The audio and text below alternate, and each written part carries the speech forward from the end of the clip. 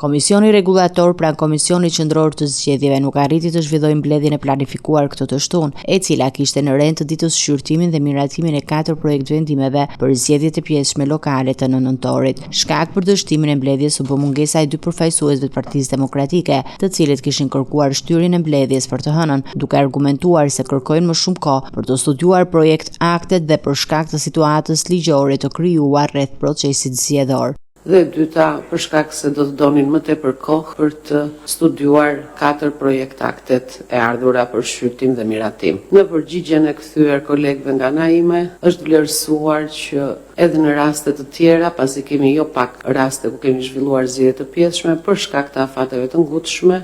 kemi zhvilluar shumë shpejt